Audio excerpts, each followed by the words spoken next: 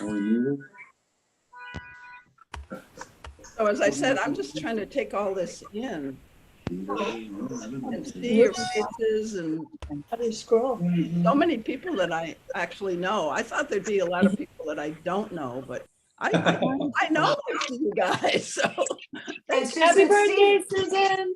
my husband may join us, Susan, when he comes back from his meeting, if we're still in session. So okay. And I was saying to some people earlier, if you have to hop off, you only want to be here for part of this. I may need to, Susan, so I do want to make sure to get a chance to say happy birthday. Thank And it's wonderful to see you. It's 10 o'clock. I'm living in Barcelona, Yeah, I saw the picture. and it's 10 o'clock here, so I'm going to need to hop off in a bit. Yeah, so those of you who are going to hop off to get some sleep or whatever, I'm going to record this whole thing and post it on YouTube, and the link will be in my August newsletter. And if you don't get the August newsletter, you can subscribe by going to susancampbell.com. So I think we're supposed to, we should mute everybody now, and so I can.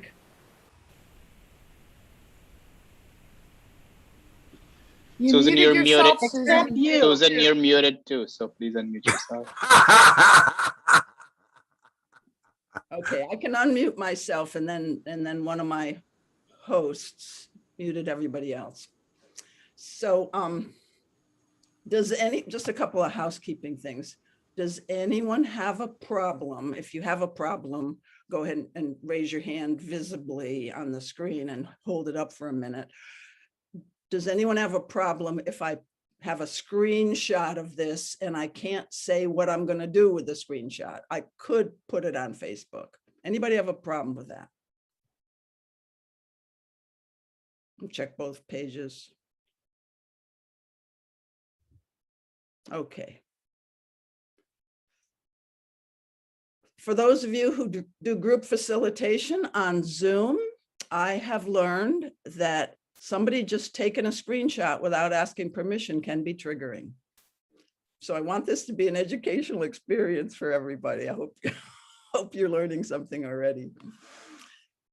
So I'm still just getting here and taking this in. And I imagine some of you simply want to offer happy birthday, acknowledgement of some sort. Will you do that in the chat? Because that is not my intent for this call. My intent, it's a little risky, but it's actually self-indulgent. I love to be seen and heard, and I really like it when people are curious about me and ask me questions. It almost doesn't matter what your question is. I'll find something that I can do with that. And it's just an opportunity to step into the unknown together. And so I prefer that to giving a long history of my life and that sort of thing. But I am going to start by saying something about my life now, and then I'll pause and people can offer. It doesn't have to be a question, but I'd rather have it be something where you're actually curious. But if you have something else to say, go ahead and put that in the chat too. So the protocol is I'll be speaking for a while, hopefully not more than a few minutes. And as a question occurs to you, put it in the chat. And then when we pause, I want to introduce Sherry with the pink hair. Can you find Sherry there? Sherry is my co-host. She's like co-facilitator who will be helping me manage the chat. And she'll pick questions from the chat. And then we'll explain how that's going to go in a minute once it's time for the questions. But the other function for Sherry is what we call Vibes Watcher. So if Sherry's noticing something in the group dynamic or something that I might not be aware of, she'll speak up and call attention to that so we can kind of course correct here. And Orv is more my technical helper. Orv's in my screen, he's in the upper left with a heart. You see the heart in his screen there? with the blue painting in the background. So Orv and Sherry are part of the Authentic Relating Circling community, and I've worked with both of them and their friends. So I guess starting by what my life is now. 80 seems significant, but it doesn't seem like I'm old yet. I like to call myself old just for the shock value and to own it, to own that, you know, I really am old and certain parts of my body look much older than they did even 5 years ago. But it hasn't really hit me yet, this aging thing. So I just want to say that right off. I think there will be a point in my future when I'm really gonna start feeling loss of function and, you know, grieving for more dying people and stuff like that. But none of that has quite hit me. And yet I've been really looking at the question, what are the developmental tasks of this final stage of life? And I'm kind of trying to milk that a little bit. So for me, a couple of the developmental tasks are coming to terms with things that I really can't do anymore, or maybe need to slow down for. And the fact is, I get out of breath going up hills. Like, that's my biggest physical symptom of aging. And so I'll walk uphill for a while and I'll pause and I'll rest, that sort of thing. And another kind of program about developmental tasks of aging that I'm putting into myself, even though it doesn't seem quite necessary yet, is rest between activities. So I'm sort of looking at the handwriting on the wall. It's like, Susan, if you don't learn to slow down and rest between activities, maybe you will have some physical consequences for not doing that. So I'm a little bit of a planner, and I can kind of feel that if I don't make adjustments, my life won't go so well. So I've always had this motivation to have like the best life I can possibly have. So that's all I'm coming up with right now for the developmental tasks of aging. And my main sense of my life is I'm so grateful. I'm so grateful for the pace I'm living at now. I'm really living a balanced pace between work, play, activity, rest, love and work.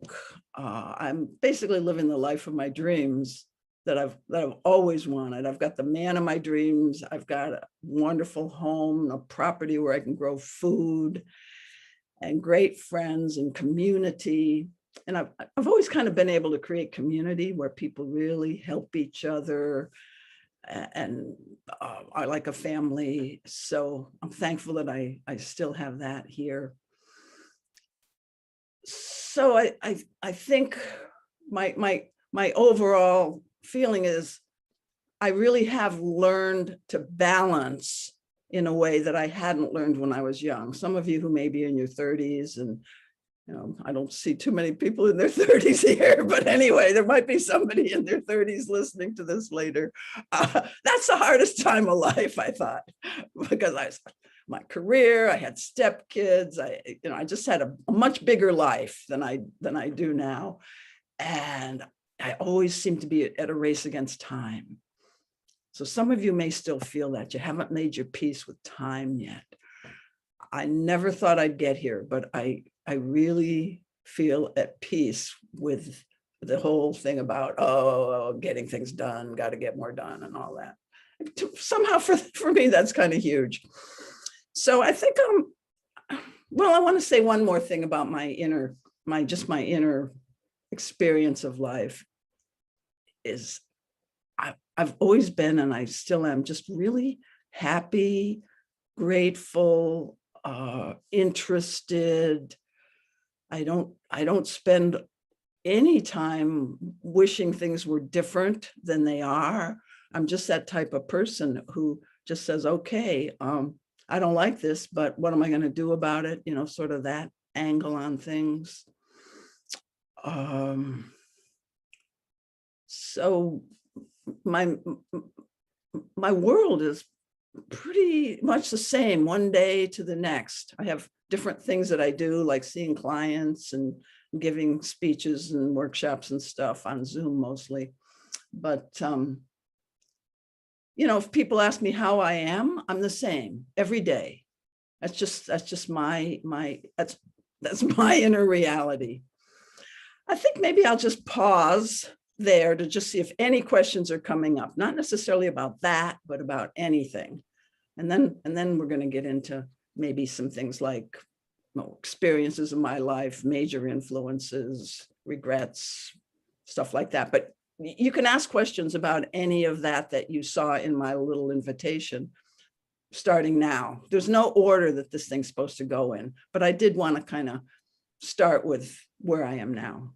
So any questions, put those in the chat and make sure you have a name in case you get called on.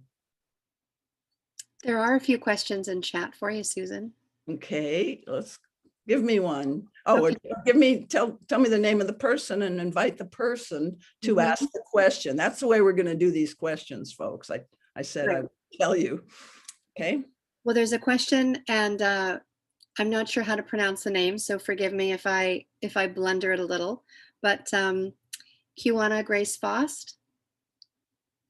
Kiana. Kiana, It's would you just like to Susan? ask your question? Yes.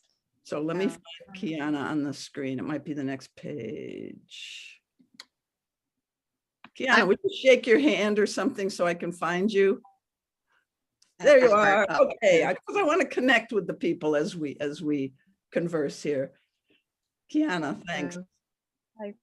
I'm curious, you've been a pioneer your whole life, or at least the life I've heard of, and had such secure support and encouragement and led an extraordinary life. I'm curious where you're going next. You know, you spoke to, approaching aging with a mindset, but I'm curious if there's things that you feel like you still want to achieve, or what your growth is in terms of where you're pioneering. Thank you. Kiana's voice cut in and out, so I'm going to summarize the question. I think it's basically, where do you see yourself going next? Or do you have any more things that you want to accomplish in your life? Let's see. I feel pretty complete, frankly. I mean, my instinctive answer is I could die tomorrow in terms of anything I want to do or experience or get done. I just want to keep living the way I'm living right now. I like living. I like being in a body. And I want to say that the amount of pleasure I can run in this body still at age 80 is amazing. So I don't want you guys to think people dry up and die. So that just popped in there. You can have a juicy life all your life. But as far as future, no, I don't, there's nothing comes. I always used to have things I wanted to do and achieve. And I think I just want to keep getting better at what I'm doing. I really am a learner, first and foremost. I think that's the biggest agenda that I have, and self-development, deepen my experience of each moment. So I suppose the prescription to myself would be the prescription that I'm offering to so many other people right now is pause more, savor the moment. That's probably my prescription for my future. Thank you. Thanks for that, Kiana. And you want to dive into more questions now, Susan, or would you like to keep talking about your favorite topics? Let's have another question. I like these questions. Great. Carol Dunaway, would you like to come on video and ask your question? And I want to find Yes. Carol on the screen. So Carol, will you do something like this for a minute while I'm waving. let's see. You're waving. Yes. Find you. Take off my glasses. Keep waving. Waving. All right. Oh, man. Susan, That- just Yeah, just there you change are. the- Hi, Carol. Thank you. Is there a better trick? Somebody was going to offer a Yeah, suggestion. just change to speaker view. Then whoever speaks will be on screen. Just saying. Thanks. Good one. Good one. Okay, I see you, Carol. Hello. Hi. Well, thanks for all you do, Susan. I'm really impressed, and I hope I can keep up with you. But I'm curious about your past history, like quite young. Where were you when you were very young, as far as the relationships and that curiosity that you may have had that took you here? Oh, that's great. So I'll just jump, I'll jump to that piece in some things that I do want to share with you about the early influences, because I have a lot of gratitude for my early life and my parents. Just going to get a sip of water first. It seems my life has always been about relationships and culture change and creating a more harmonious world where we can all love each other and help each other heal. So I, from a very early age, had an observer going, not just, observing, I try this, does it work? Does it not work? Does it get me more connected to people? Does it feel authentic to me? Just giving myself feedback. But I've been very interested in the culture and the world. And even when I first went to school, I had this observer function. I was 5 years old, and I could notice the little strategies the teacher was using to help everyone feel included. Like if there was one kid who seemed to be a bit unpopular or something, the teacher would use certain strategies to help that person feel better about themselves. And I would watch that, and I would I'd say to myself, now that's a strategy, but boy, that is coming from such kindness. What a kind teacher. And she's not exactly in the case I'm thinking about, she's sort of manipulative in a way, but seemed like for a good purpose. So I'm a little distracted because I think there's an echo, but I think I can ignore that. So here's the thing about my early influences, Carol. I had parents who were mature, ready to have kids, understood that, I don't know, they're not perfect. They don't have to be perfect. The best thing they can do is kind of be honest with me and honest with each other. They had free attention. They weren't so hung up on their own problems like a lot of parents are. And so my early environment was very safe and loving. My parents had some flaws. I thought my mother was a little too shy and my father had an anger problem, but we could talk about it. My father would apologize to me if he popped off in anger. So there was just something I think kind of unusual, especially in 1941, when I was born, for parents to be that enlightened. They read self-help books. So I think this is part of my having faith in the self-help movement. They had this book called Your Inner Child of the Past. That was more when I was a teenager. They had that book, but even young in my household, there was books like Krishnamurti, the Tao Te Ching, and then there was that bestseller Summerhill about unschooling and about child-centered learning. My parents were all about child-centered everything, and I lived in I had 3 brothers, and we lived in what I would call a child-centered house. So it wasn't like we were controlled. It was like we were given a lot of permission and freedom to express. And I sometimes feel sorry for my parents for how much chaos we created, but it was wonderful for me. So I watched my parents' relationship, and that was probably another big thing that got me interested in relationships, because they were very different, and they were very respectful.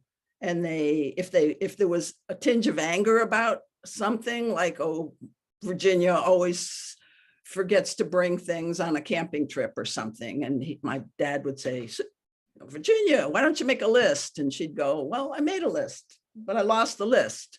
And, and they'd be able to joke about those kind of differences.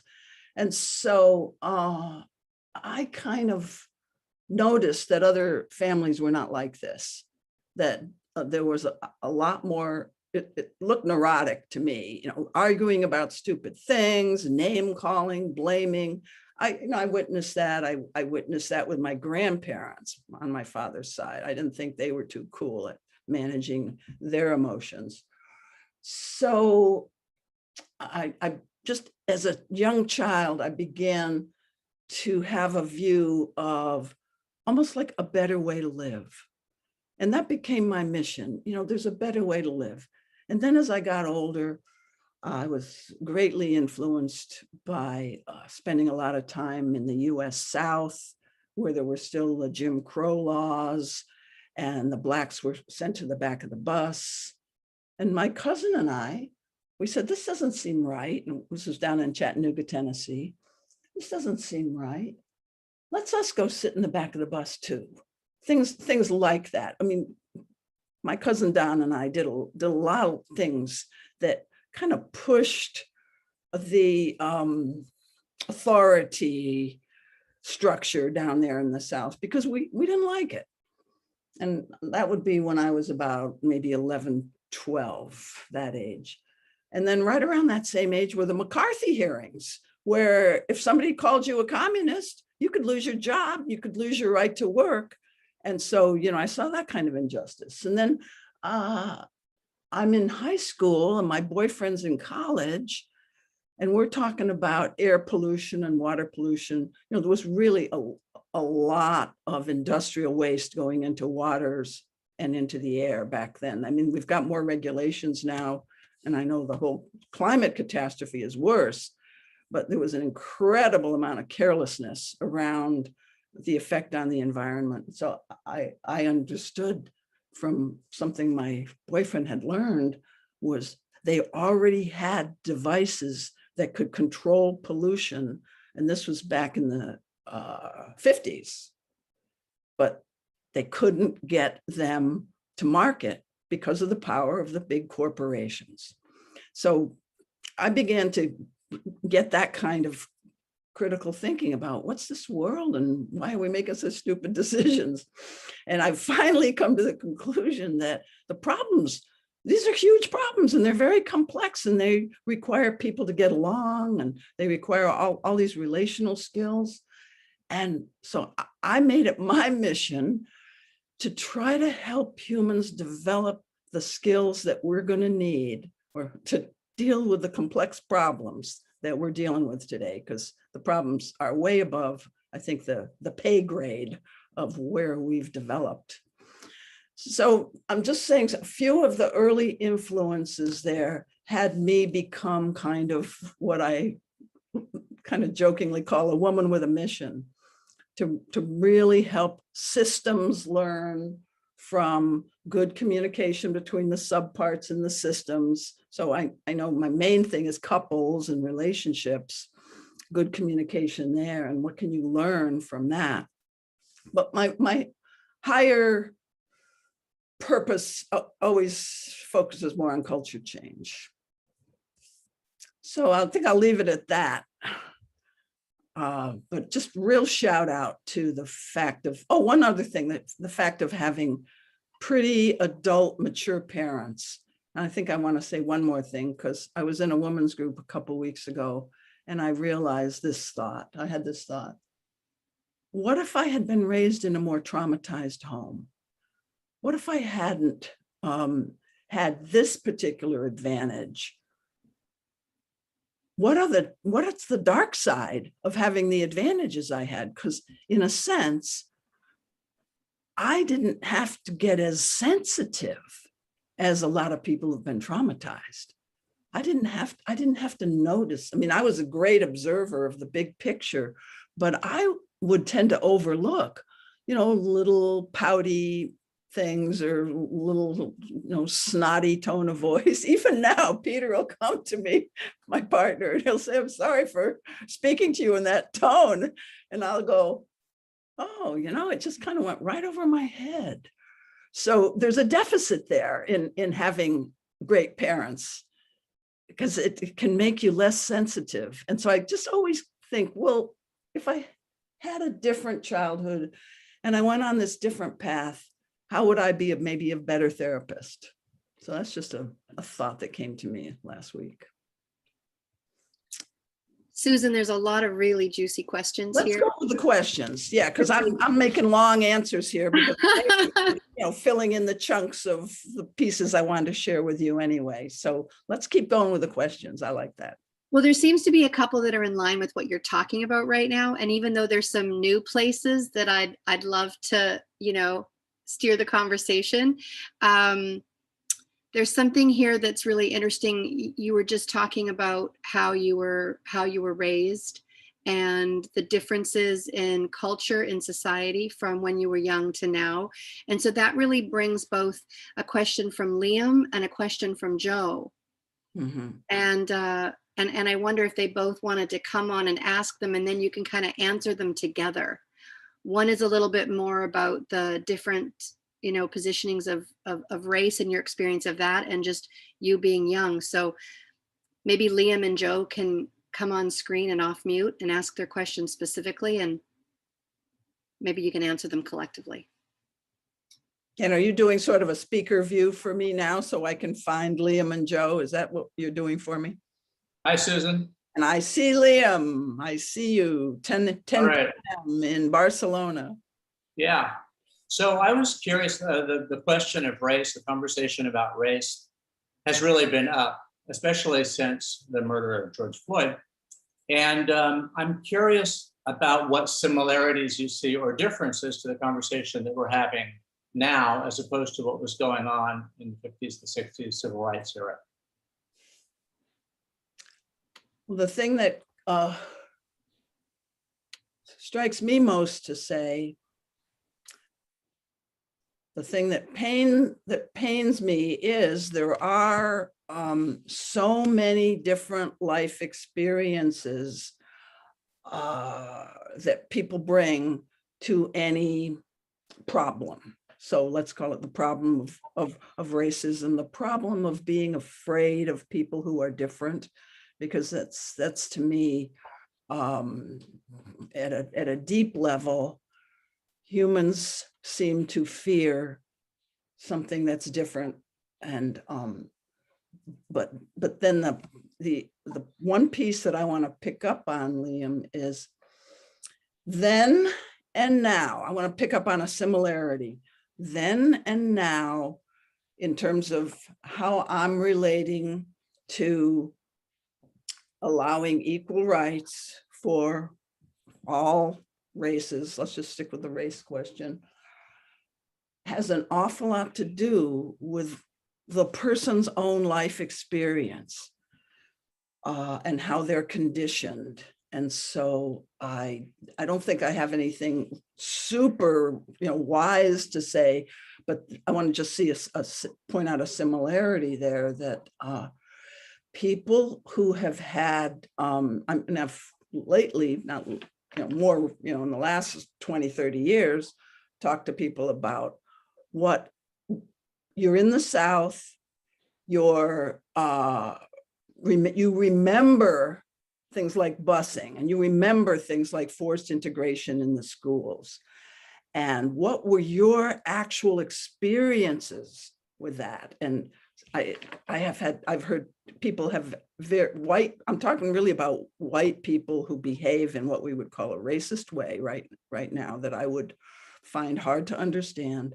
If I really inquire into their experience, they've had, some of them it's just conditioning and you just believe whatever was taught to you in your culture. But when I do stop to inquire, and people who have a different way of seeing things than I do, they've got a story. And it's hard for me to relate to their story because it's so different from mine. But I think that's about all I want to say right now, because I don't have a lot to say on the big picture, but more just in my conversations dealing with people who see things differently than me. There's always a story. There's always some kind of pain. It's unfinished business. They haven't processed their pain. They're projecting their pain in some ways, but they actually have had some kind of painful experience at the hands of whatever it is, a Black person in authority, or being forced, having their kid having to be in a school where busing was going on. So I think that's all I want to say right now, is people just seem to have their own story, and it won't get dislodged until it is deeply listened to. And that's a long journey to really listen to these people, to help them listen to themselves. It's not my bag right now. It's not what I'm doing. Does Joe have a question? Yeah, I just kind of like popped into my head. It was this idea of cycles in life, and so the generalized question was, what was it like being in your 20s in the 1960s? But it's like, what was it like being at the emergence of yourself as an adult? Coming into this iconic time and speaking about it 60 years later from the perspective of moving into the twilight of your life. Yeah. Well, I came of age during the Vietnam War era, and that was one big influence, which I'll just name a couple of big influences. Also, the women's movement. I very early read a lot of, like the first feminist bit that I read was The Second Sex by Simone de Beauvoir. And then there was lots of things that I educated myself there about. I personally never felt like I was at a disadvantage for being a woman entering the employment field. I was an educated person, and in that particular time, at least in education and writing, like in higher education, because I was a college professor, and also I was being asked to do consulting for different companies in different cities, communities and stuff. There was a desire to have more women's voices, and a real bias toward women. So that was something I kind of rode on the coattails of, getting a lot of work opportunities that I don't think I would have gotten if I hadn't been an educated, confident woman. The Vietnam War, I was deeply affected by that because I had a boyfriend who was possibly going to be drafted, and also my younger brothers. So I just kind of struggled with people in that way, and wound up doing different professional things that would like counsel people how to become a conscientious objector. I started a counseling center that would just help people deal with their issues of how do you get out of the draft. So that was one of my things that I was just inspired to do. There was in the 60s, see, I got my PhD in 1967. There was so many problems that were so evident, and there was the LBJ was president, And he gave a whole bunch of money to public services and called it the War on Poverty. And I went into the community of Northampton, Massachusetts, just as a brand new PhD, and just looked around and said, well, this needs help, this needs help. So I got involved in things like training Head Start teachers, training social workers to work more with welfare mothers who are learning to get back into the workplace. And so and actually working on the street with hippies who were run away from their parents. It was almost like I had a psychotherapy office in a room, but I'd spent a lot of time out on the streets meeting with people. So it was just sort of that era where the way my life is now, it's just so much more safe and predictable. I would just go into situations and say, well, this situation looks like it needs help. Let me go up to this Victorian and sit with this group of hippies who've all run away. They're 16 years old. They have no idea how to get along. So, doing kind of group counseling, but also let's call your parents and just let your parents know you're okay. Just whatever was needed, I would just sort of respond. So that working on the streets like that was part of the 60s. There were drugs, but I was more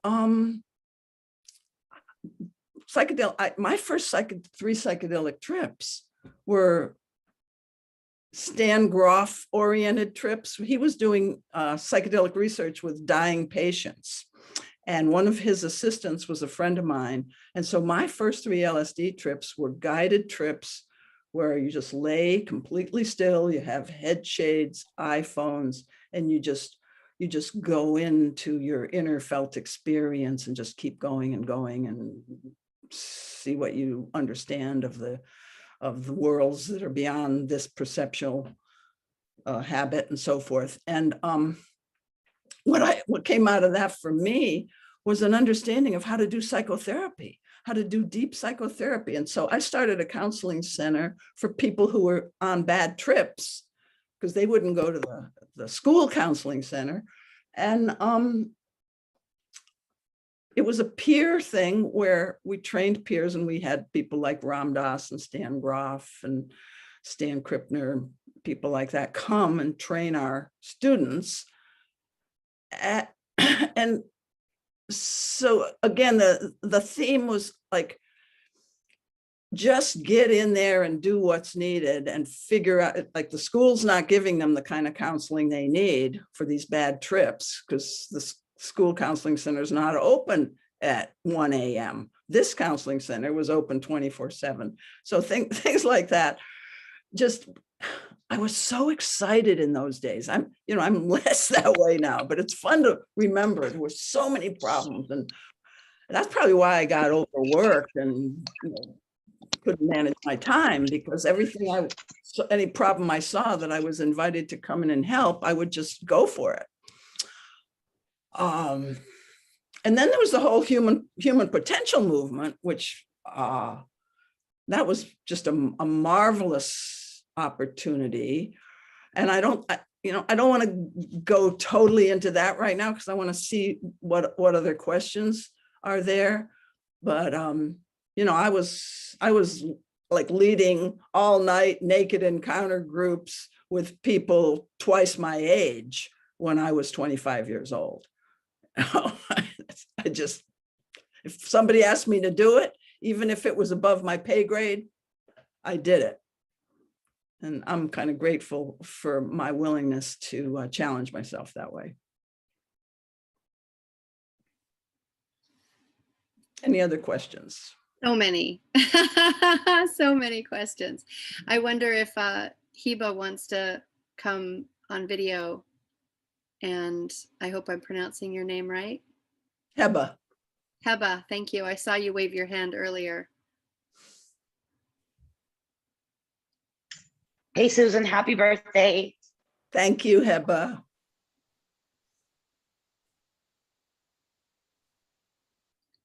Do you want to share your question? Reading a lot of books, self versus survival self. And I was wondering when you knew sort of what you wanted to do with your life, and if there were like any external influences or any points where you felt, oh, this is a fork in the road. I could go this way, I could go that way, and this is how I choose to go. Yeah, I wanted to know if there were any moments like those, and what kind of inspired you, or Yeah. Thanks for that. One decision I made was to get a PhD, because that would give me more power, more credibility, more doors would open. And I strategically, you know, if I want to have an influence, and I want to make it easier for myself, because a PhD is hard. It's a lot of work. It was a lot of anxiety and stress, but I knew once I got it, a lot more doors would open, and I was absolutely right. And I got my PhD young. Some of the choices that I made were, you got the feeling of how excited I was looking at all the problems and let me roll up my sleeves and get in there. I went through college in 3 years because I wanted to get out there. And then I got my PhD in 3 more years. So, you know, I kind of hurried through school so I could just get out there and be a part of it. So one, you know, real conscious choice was, do I get a PhD or do I go traveling like all the other people that are, you know, in my age range and single and so forth. And another decision that helped me, but I didn't know it at the time, was to get married at a very early age. So right after I got out of graduate school, I got married. And I'm going to say that kept me out of trouble with men, because I've always been kind of boy crazy. I always was the kind of person that had a relationship going on, and I love relationships. I love marriage. I love romance. I love the excitement of being in love. And so that was a very strong motivator, competing with the PhD. So the answer, if you want to dampen down your excitement about relationships, get married. You know, I'm kidding about that, but it kept me in one place. It kept me monogamous. Well, a little bit. I actually did have some affairs eventually, but you know, it kind of kept me monogamous enough to complete a PhD. In terms of, I'm just trying to remember, is there any other part of your question there that I didn't get, Heba? Because the first part, I liked it, but I forgot it. Anything else? No, I mean, I was wondering if there was ever a time when you felt, okay, I'm going to cave into the way people do things, and I'm going to do them that way, as opposed to maybe my way, because I just find you like a really inspirational woman. Mm-hmm. And coming from the Middle East, I find that a hard path to walk. Sure. So that's why I was asking the question, really. I hear you. I was raised to be independent, so I was always kind of rewarded. In fact, just to give you an example, in high school, my father says to me, Susan, I don't know why a woman who's got as much going for you as you have would ever want to get married. So that's an interesting one. Wow. Another one, my mother took me to a lecture with Margaret Mead, who is kind of one of my heroes, when I was about 17. And Margaret Mead said, there's a lot of different ways to be a woman. You don't all have to have kids, you know, and that's when I'm 17. So my parents, they just, they didn't know. So I grew up in a household where you're not restricted who you are, who you're supposed to be. My parents really supported my own personal self-expression and honored it. It was, I mean, when I was a little person, I was a little bit put up on a pedestal as somebody who was kind of wise. And that's kind of amusing, but they would write down the things that I would say. So, so I'm trying to carry on that lovely moment with my parents the rest of my life here, getting people to write down what I said. Yeah, so that's my answer. Thanks, Heba. You've sure done a great job writing down the things that you think and believe in all your books that we read. It's funny. I'd love to turn to Irva next. Thanks, Sherry. Susan, I have a question that I asked you yesterday. I'd like to hear you talk about like triggers and people getting into their story. And I know you deal with a lot of people in that situation, with clients, with classes, and as a shared experience, I also deal with people in my life who get triggered, including myself. So how are you able to help them and maybe not get triggered in the same way? Like, how do you see them and yourself? How are you able to be free and centered in those moments? So when people get triggered in my space, I take triggering as a normal part of human relating. So that's number one. I think too many people, and this is really the purpose of why I wrote this last book, From Triggered to Tranquil, that's going to come out in August. I think people give themselves such a bad time for the fact that, oh, I'm triggered, and oh, I shut down, or oh, I made a fool of myself by getting defensive or talking too much, or whatever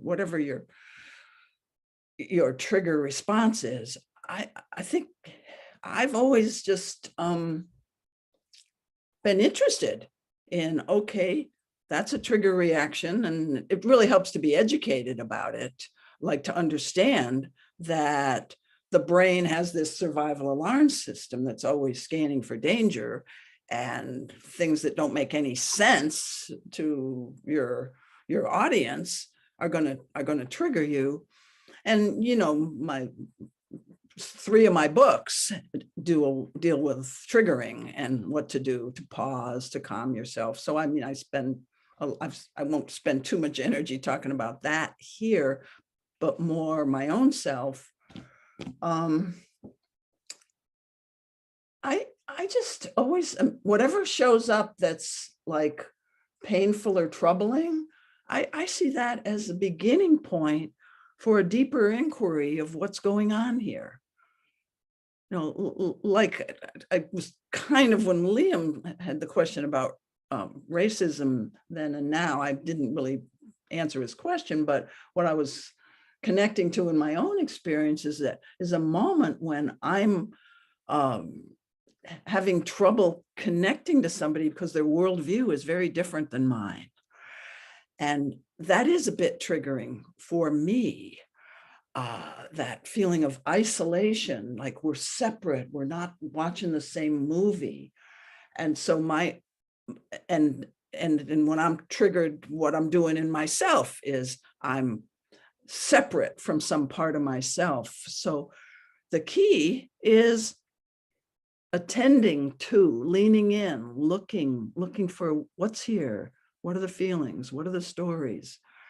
And to me, that's just the natural, I think nature gives us all these tools already. Something gets your attention, hey, like pain gets your attention, or frustration or anger, go into it, discover what else is there, discover all the different parts of you that have something to say about that. So to me, almost every like painful or frustrating moment is an opportunity to discover something more about what's going on in myself, in you, and how can we connect? If we both become more present to what's going on in each of us, at least maybe we've got a chance to stop making that the other person's problem, stop projecting blame onto the other, and start really learning at a level that humans still have a very hard time learning. And that has to do with differences in worldview and differences in level of consciousness. I think that would be my my cutting edge. If I was going to live a lot longer and devote another chunk of time, I remember, I think Kiana said, what's left for you to do? Something's coming to me now, which is communication across different levels of consciousness, because that's what causes me the most pain. So then when we were talking yesterday, you'd said you are able to, you take people and see them like however they are, the way they are, you are able to be with that. What is that like, related to my earlier question? Can you speak on that, please? I mean, what's my experience like to just accept people the way they are? Yes.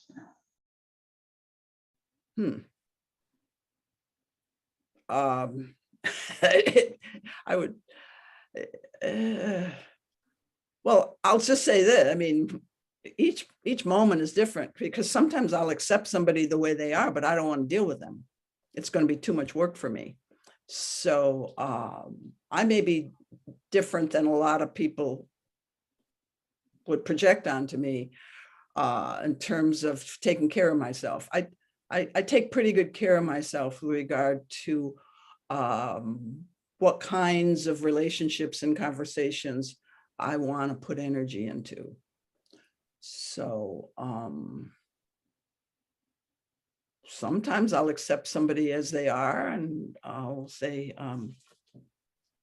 and we're not going to be friends. Some other, an intimate friend, I'll accept them as they are, and I'll we'll talk about it to a certain point, but I'm not trying to resolve every difference. I don't really know how to answer your question, because every relationship is unique.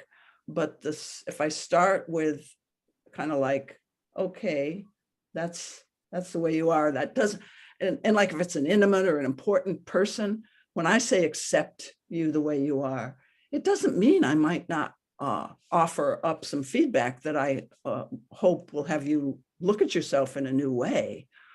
So that question is very big, but I think I'm able to pretty much accept whatever comes to me, partly because of the work I've done with myself, kind of accepting, I'll just put it in a psychological way, accepting all my parts. And I've been working on myself since my 20s. I started to go to encounter groups in my 20s, and I haven't stopped. Just intense working on myself, observing, noticing my reactions, being interested in my own shadow material, things that I'm afraid of, that sort of thing. So, it's like, life is easy when you have your whole goal to be learning more about life. What I'm really seeing, Susan, is you talking about judgment of self. And when you soften your judgment to self, you soften your judgment of others. That's right. And in that space, I see you setting really healthy boundaries. Yeah. I'd love to bring Sam's question in if you have space for more. Yes. Sam, do you feel ready to share your question with Susan? Sam Gabala?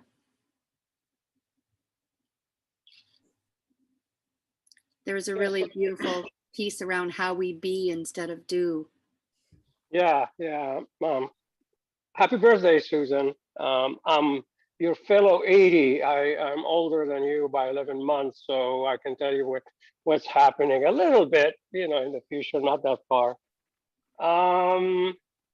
As I became 80, or maybe call it more mature or whatever, I feel peace inside, and I feel like I'm floating and everything is fine,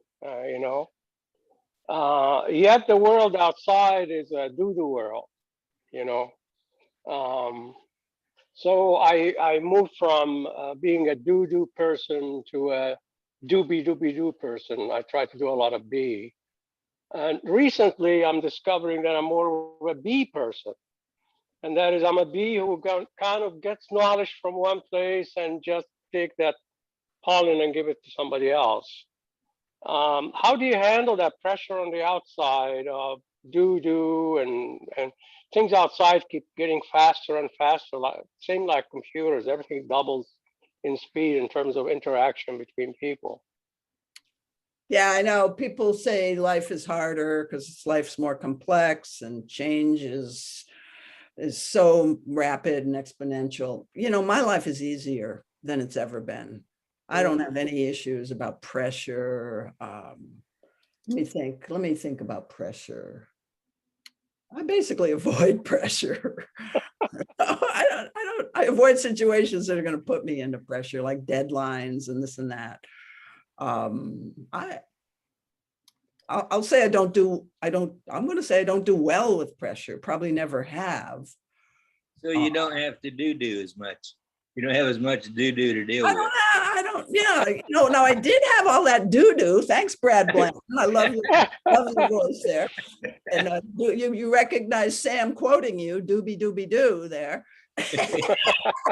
your words of wisdom have spread, Brad.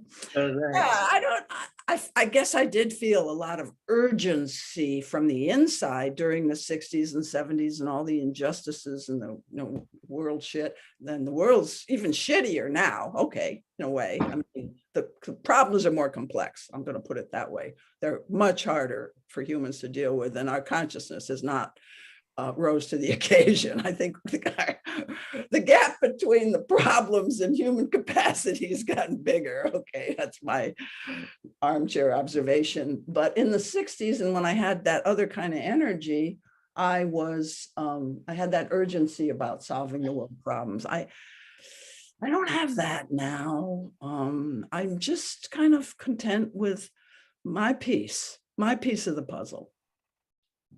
Okay. Thank you. There's some really great questions coming in on the tail of the last conversation we were having. And I'd like to hear your answer to Lanny's question. Lonnie Jacobson. Hi, Lonnie. Hi, Susan. Happy birthday. Thank you. I guess you had mentioned going through shadow material in your 20s, and you specifically, one example said stuff you fears. Mm-hmm. And I wanted to know if there's anything you're still afraid of now. Well, I'm afraid of physical harm. And now I'm thinking, when I was really working on my shadow a lot in my 30s, I would get up and write my dreams and all this. And I remember in my dream, there was this motorcycle, sort of tough, big villain, and it went around scaring people physically. And so there's still something in my shadow that I don't fully understand, but it has to do with me being scary and me being scared about physical harm. A large man, I'm just thinking of one of my husbands, he was a lot bigger than me. So I'd call him the giant, and I'd go, oh, the giant. Because I was caricaturing it, but I am afraid of being physically attacked. And most of my fears have always been on the physical realm, not on the emotional pain thing. I've had emotional pain, and, I've had breakups, and I've had, tons of heartbreaks and that. And yet, that doesn't scare me. I can process emotional pain, and especially now. So now I want to say something about being this age. Probably I go through life with just a little bit more. Of course, I stay in a pretty safe environment. My house, Whole Foods, the gym, my friends' houses, and that's my world. But if I were more out in a world like a big city, I would be much more vigilant about what's around me that could harm me. So that's still there. You ready for some more? Yeah. Great. There's just so many questions here, and I'd like to just clarify something that there's been a few questions throughout this past hour where some of your friends are looking for more specific pieces of advice relating to their personal circumstances. Mm-hmm. And I wanted to qualify that I'm really looking at questions that get to reveal about Susan's life and her path. Mm. And if you feel that I'm avoiding a question that might be related to your personal experience, I just wanted to explain that that's intentional, and it was based on a conversation I had with Susan before today. So Susan, if you've changed your mind about that, let me know. But otherwise, I am going to continue to kind of bring forward voices that are curious about you and your life path. Let's go with that, Sherry. Okay, great. Then let's get a question from Darcy Frankel. Hi, Darcy.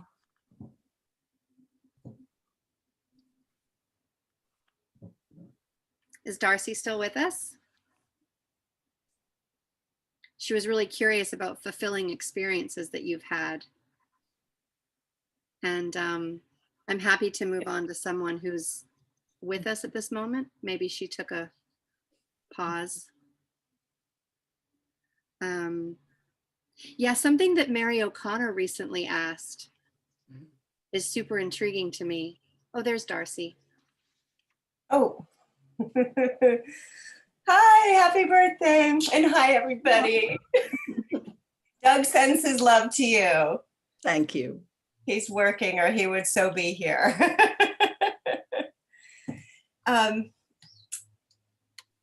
Okay, so it's hard to just say a little. I'm having to pin all my appreciations and love, but I'll let that come through my voice. I'm curious about, you're sharing all these rich experiences, some of, many of which I haven't even heard of. And what are some of your, if you feel to share, what are some of the other pinnacle experiences in work, in life, all of it, that have been the most rewarding and fulfilling for you? Mm-hmm. If you feel to share. Yeah, there are two things come to mind, and they're both professional. But I'll tell you a little more about my marriages too. I love marriage, but that's there. But I love marriage. I love marriage so much. I've been married 4 times. So, but the two that pop in that I'm just so grateful that I had were teaching at UMass from 1967 to 1977 on the graduate faculty at a time when a professor could teach whatever they wanted. And so it was a time when I would bring graduate students down to Northampton. I told you I was like a social worker in the streets. I would bring them down with me to the local jail where I was doing a group to get guys ready to go out with their families, or I would bring them into a school where I was teaching teachers how to deal with acting out children and kind of mediating conflict between 10-year-olds in a live classroom. I would just bring my grad students with me. They let you do that. I had a basement. I had a fixed up basement. So I was just running Gestalt therapy groups in my basement that were like intense, for college classes, for college credit, and it was a big community, big learning community, and everybody knew everybody else's business. And, we all loved each other. And, it was, and there was a lot of co-teaching, and you'd co-teach and then you'd clinic after you'd teach, or there's a lot of co-leading groups. And so like at NTL is the place where T groups started, and it's now called the NTL Institute. It was then National Training Laboratories, and that was the East Coast slightly more business oriented version, and Esalen was more the West Coast, much more shamanic in its flavor, I would say. Back then, things have totally changed, and NTL's hardly on the map anymore. But being able to be in an encounter group as the leader for 2 solid weeks, you're living with these same people day in, day out, morning till night, and then you're partying. I mean, that kind of intense learning community, you just couldn't get anything better. I mean, those are the high, and the group, just the groupness, the group synergy, the consciousness of the whole group, the consciousness of the whole while dealing with problem parts. You can't learn about group process and really develop a group in the short amounts of time that most like businesses will pay for their people to come anymore. A lot of these were paid for by their businesses, managers and stuff, clergy. So just that opportunity was huge. And it had to do with, in my story, it had to do with the economy. The economy has gotten so oppressive now. It takes so much to just pay your mortgage. It wasn't always like this. And people had more free time, it seemed like. I mean, I have more free time now, but most people had more free time to devote to their personal growth than they do seem to have now, at least in general. People have all this pressure to make a living all the time. That wasn't so central at least in the subculture that I lived in the 60s and 70s. So those were 2 great blessings for me, was just life is one big encounter group. And I loved it. But there was nothing like it is now, even with the groups, like there was nothing like boundaries, sexual boundaries, any kind of boundaries, I mean, sort of like it was a subculture. If somebody said, "Hey, Susan, let's fuck," I'd either say yes, or I'd say, "No, I'm not into it." And that would be that, but that kind of conversation was allowed in that subculture. I'm not saying it should be allowed now. First of all, it was a subculture and it wasn't mainstream. Most of us were psychologists. In those days, I didn't know how to relate to non-psychologists. My whole world was people who had done a lot of personal growth work. And so they were a little more emotionally resilient, So I think that spoiled me a little bit for having to learn through my own experience that it really is a lot of work for a lot of people to develop boundaries and say no and this sort of thing.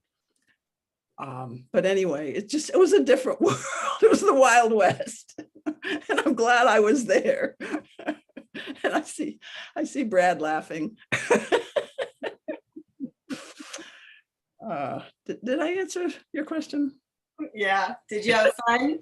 It was totally fun. Oh, but I wanted to say something about marriage, just because I said I love marriage. This wasn't your question at all, but the opportunity to have 4 different marriages is another high point in my life. Really getting deep with somebody, because I married people who were emotionally available. I mean, people say, "Oh, where are all the men who are emotionally available?" Well, the men I picked were emotionally available. They might have had other problems, but I had 5, Susan. So you had 5 marriages. Yeah, I'm slower. Isn't it great? Isn't it great? It is. It really gives you perspective, because when you know somebody, their triggers that intimately, you really know that not everybody is wired up the same. Yeah. You get over that myth, people are basically like me. Well, it should only take 1 marriage for you to get that. Yeah. So, I think I love marriage because it forces you to stay in it for a while, even though I didn't stay in it forever. It does, I took it sort of semi-seriously that, this is a marriage. This is not just an agreement. And plus there's legal complications getting out of a marriage. But anyway, some container for forcing you to deal with your shit. And I wrote that book, The Couple's Journey, when I was, that's about relationship as an inner development practice.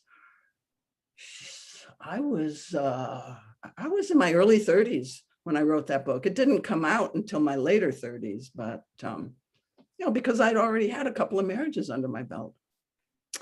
Okay, those were my highlights of my life. There was a question from Evelina relating to how you managed to have so many amazing lovers in your life. And I was going to steer us in a different direction, but I don't know if you want to give any attention to that. Give a little attention to that. I like men. I think some women are, just have an ambivalent relationship to men. I just 100%, and I'm hetero, so I think men feel safe with me. And people would project, oh, you're so accomplished, aren't they threatened? I've never had that issue. I can be as assertive as I want. No one that I have been interested in has been intimidated by me. When I'm in an intimate relationship, I'm really not that intimidating. I'm very sweet. Peter, are you on this call? I have to get affirmation from my current partner, who is, by the way, the man of my dreams. And there will be no marriage, but there also will be no divorce until we die. Because I just feel like finally, I can just rest in a relationship that is not marred by pockets of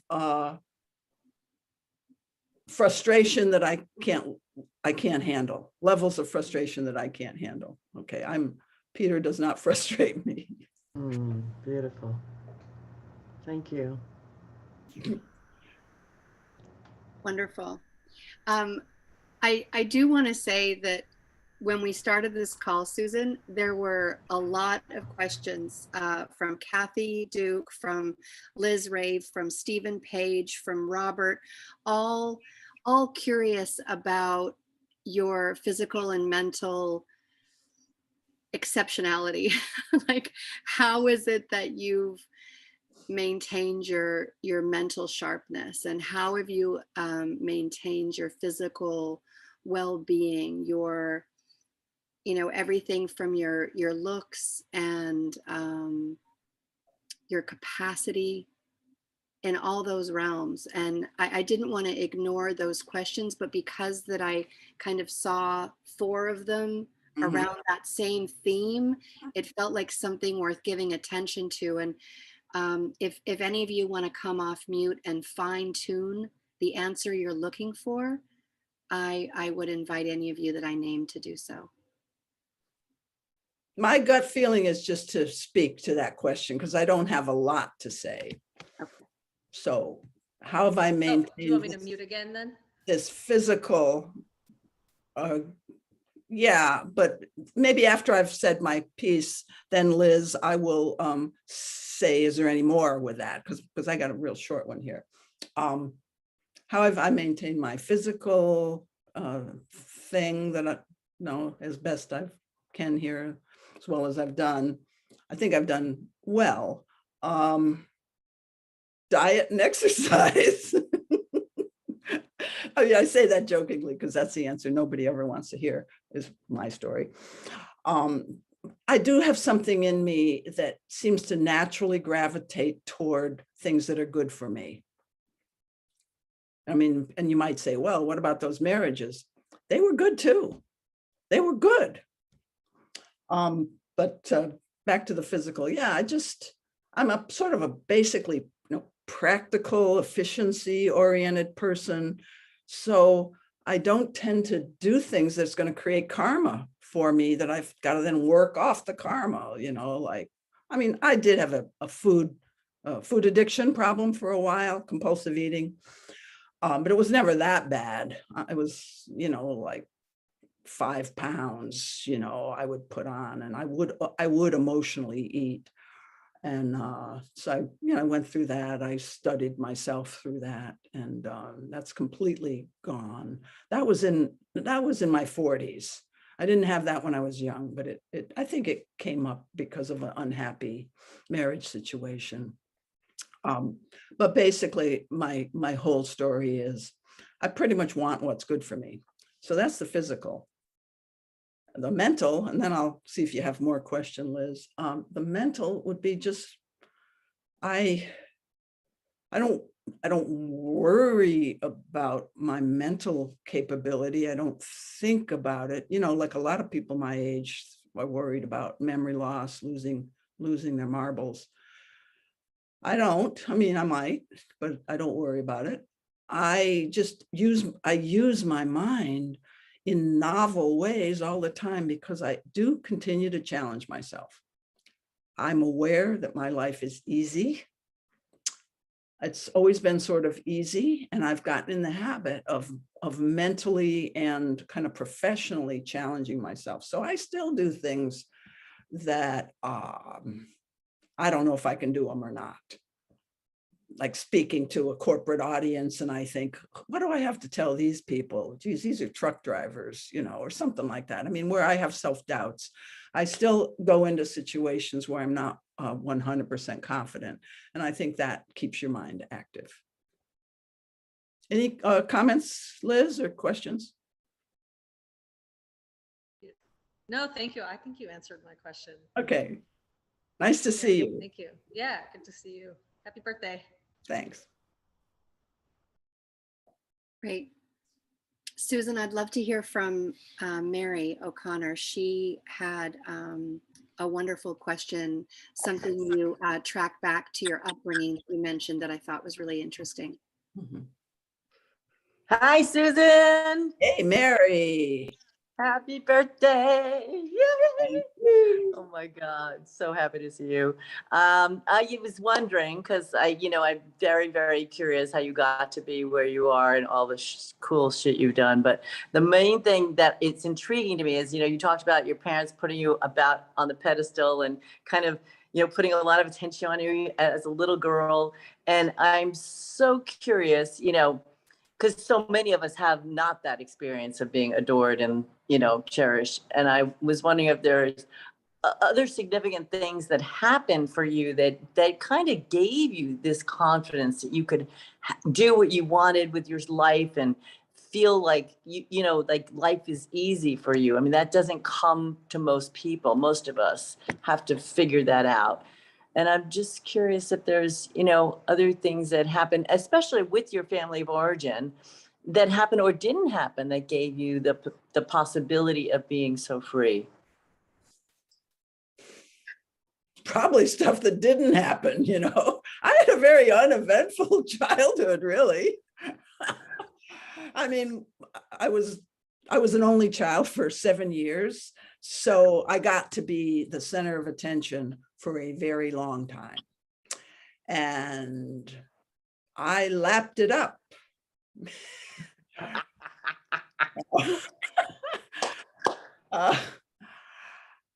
So I just, I remember being put on the stage a lot when I was really little to give speeches or sing songs, or I was on the radio, I think when I was 2 singing songs. And then I was on TV a lot when I was 10, doing commercials on TV.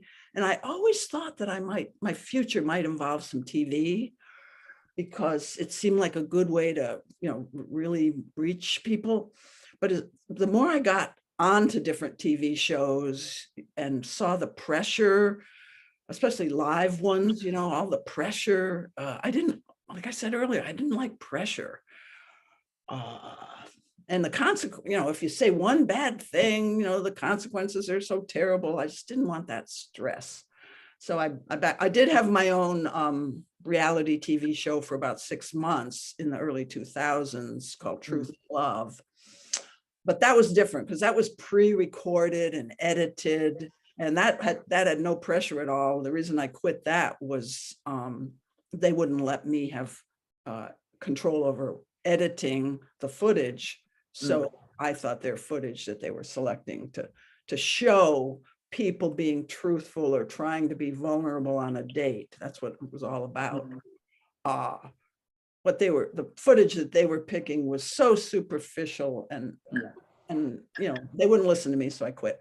But basically the early life experiences, yeah, being an only child, and then I was ready for a brother, and I told my parents I wanted a brother, and boom, I got a brother, you know. So that weirdly, I mean, it was of course nothing to do with me, but I mean, it was at that point I had enough of an observer going that I could actually see that it wasn't about me, but there was also this little flavor of I live this magical life.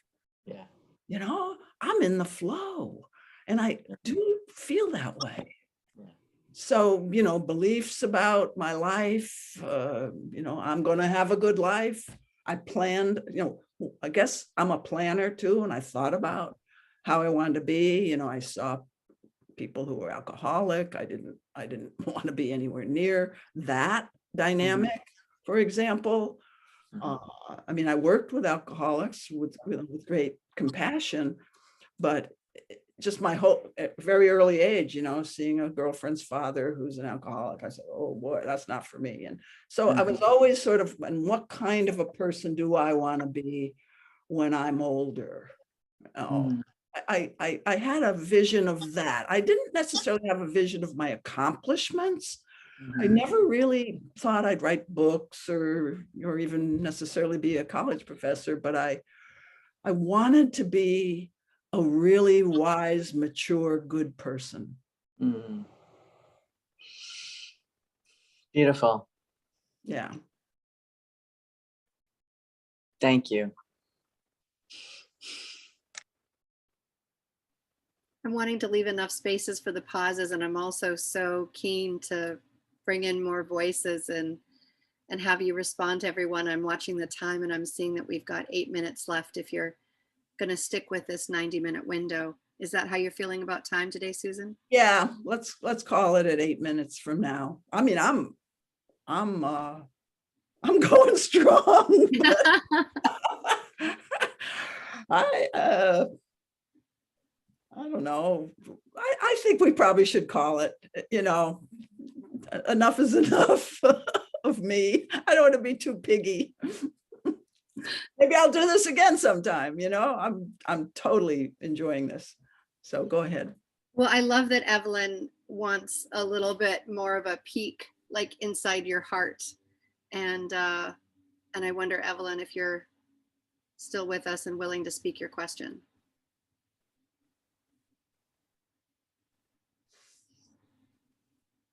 Hello?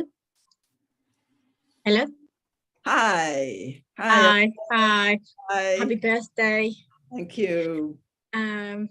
Yes, I'm curious about when you mentioned you had a few breakdowns and heartbreaks and your process. I mean, at one point I did have one, and you have so much wisdom, and I thought maybe we could learn something from you. Well, first, my thought that comes is none of my heartbreaks have been that bad. The worst heartbreak was when I was in 8th grade, honestly.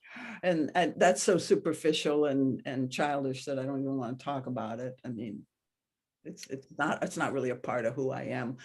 I guess the biggest was my second marriage. We had kids, we had his brother and sister staying with us. And the biggest heartbreak was hurting the kids. I mean, some of you have been through this.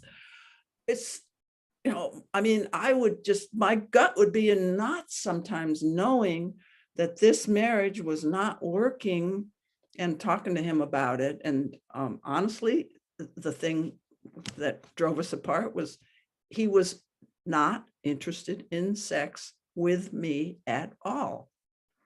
Now that may, at a later age, you might say, why, you know, I mean, weren't there other underlying things? We got along great. I mean, we had marriage counseling, we looked at all that, but he was so overwhelmed with trying to get his PhD. I already had mine.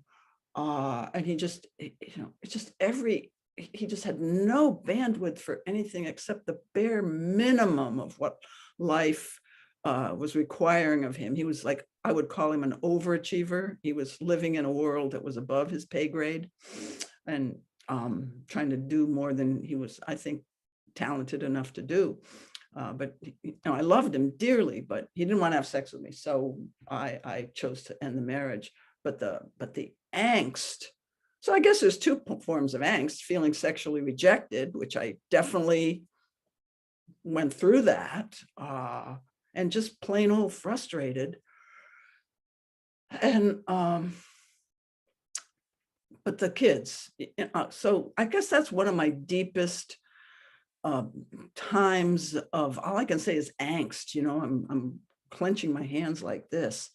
I can't, if I have what I want, I'm going to hurt two other human beings. My husband was kind of okay with the divorce idea, and the kids weren't that young. They were 9 and 11, and they had parents. They had, kind of, you could almost say perfectly good parents in the next town, but they weren't perfectly good parents. That's why they were living full time with Ron and me, because they had things going on emotionally, and mostly emotionally. So we took the kids. So yeah, I don't think I have any lessons there. I just want to say that's one of the hardest things in the world, to choose yourself and know you're going to hurt somebody else, and how you work that through with them afterwards is an important piece of life. I deal with lots of clients who are struggling with that issue. It's a big one. Couple of quick questions. What's your favorite romantic movie? Robert wants to know. Nothing comes. I'm not a favorite movie type person. Okay. Barton asks, what makes you laugh out loud? Every day I laugh with Peter, usually at my own jokes. But it's so wonderful. That's why I love relationships, because I like a constant audience, and I'm a good audience too. Peter likes a good audience too. And so to be with somebody who is, I'm going to say, emotionally and mentally there, and embodied, of course, too. That's part of the whole thing. But I mean, it's just one laughing matter after another, because it's mostly about just little habits that we see ourselves doing. Those are the things that we make jokes about as we go through life. Nice. And something to end us with here, kind of a pay it forward, Susan. I know I'm here because I consider you to be a mentor. And a question here from Justice Van Tyler. Would you like to ask your question?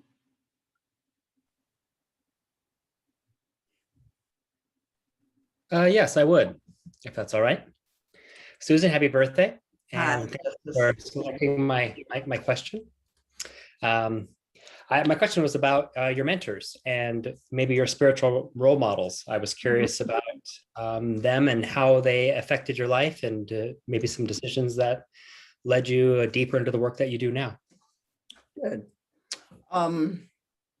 First of all, just role models that weren't mentors, and then a little more about mentors.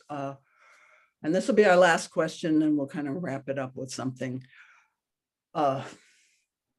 My early role models will be Jesus, the real Jesus, Martin Luther King, Margaret Mead, Gandhi, and a little bit of Bertrand Russell. I want to say something about Bertrand Russell. When I was 10 years old, I read his autobiography, and he's an atheist. And he wrote about how he's lived his whole life to be able to just live his unique self. And what gives him sort of the freedom, and nobody's bugging him too much, because back in those days, I guess people would bug you about being an atheist. Certainly not true in my world today. But he said, I've lived my life to contribute to the common good enough so that I have gotten a license for lunacy, was a phrase he used. And I'm 10 years old and I'm reading this book and I'm saying, that's what I want. So just letting you know that piece. And then, boy, mentors, a lot of them. I was friends with Carl Rogers. So Carl Rogers was a mentor. Fritz Perls was not a mentor, but he influenced me and I was in his groups. I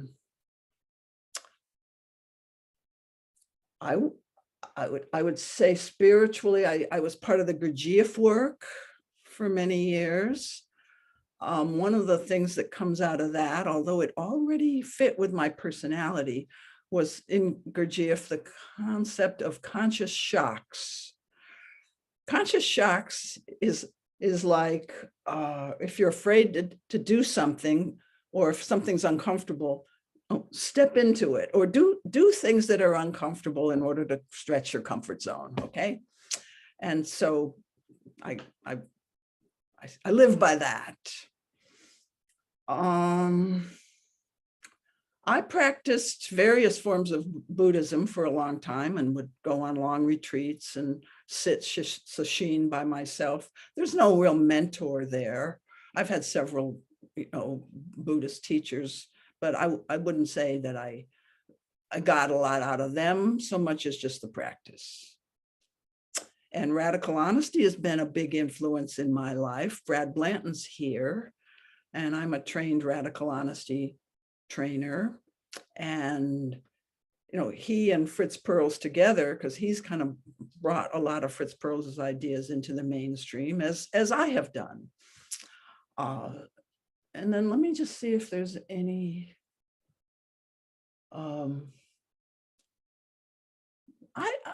I've been more of a mentor to other people since at a very early age. Actually, I started mentoring women right away when I got my PhD, because I really saw there weren't a lot of adult women to mentor younger women. So I honestly, I wish I had more women mentors. That's what's coming up for me, and it just hasn't been my story. But I have a great mother. She's dead, but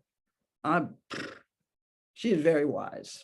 She's just a super grounded earth mother, wise person. So, she probably is my greatest influence in the whole world. Seems like a pretty amazing place to end that kind of full. And I want to end with thank you. Back to mother. You, Mom. Thank you, Dad. Yeah. And not too many days go by when I don't offer gratitude to them. It's beautiful. So now I'm teaching people how to reparent yourself, because I really know what it feels like to be a good parent to myself, partly because, so this will be my closing thing here. Ta-da, my ta-da is, I've worked hard to be a good mother to myself, but it's also came kind of naturally because I had good mothering for the most part. There's stuff in the book, Getting Real, about how I was a little bit traumatized at the breast and that sort of thing. But after the breast, after the breastfeeding phase, everything's been pretty damn easy. So this good mother, bringing in the good mother archetype and helping us all be better mothers to ourselves and one another, I think is a good way to wrap this up. That's kind of what my life's been about. So thanks so much. And maybe we'll do this again sometime. Maybe when I turn 90. Susan, when you have time, when this call ends and you get to read all the comments, you'll see how many people were hoping for the same thing. More of this again. Yes, please. I'll do it. I'm totally into it. So you might have to sign up for my newsletter to get the notice on this, because I sent this out sort of I sent it to my newsletter and Facebook, but I basically sent it out sort of randomly, and a lot of people who got an invitation are not on any of my lists, but I would like to do this again. So that's how you'll find out about it. Right. Thanks so much. I really am nourished by spending this time with you on my birthday. Love you, Susan. Happy birthday. Thank you. Love you so much. Thank you for everything. Happy birthday. Best wishes. Happy birthday, Susan. Thank you. Happy Lots of love. birthday. Birthday, Susan. Happy birthday. Happy birthday, to Susan. you. Happy birthday to you. Birthday. Love you. Happy birthday, Susan. Happy birthday, Susan. Thanks for leading the way. Big 80. Yeah, thanks for celebrating with us. Yeah. Thank you. Thanks for being love you. Happy birthday to the amazing You woman. know, listen, I'm going to read all the chat, and I'll be posting this, as I said, up on YouTube. Happy birthday. Happy birthday. Bye for now. Bye. Bye, Susan. Bye-bye. Blessings. Bye.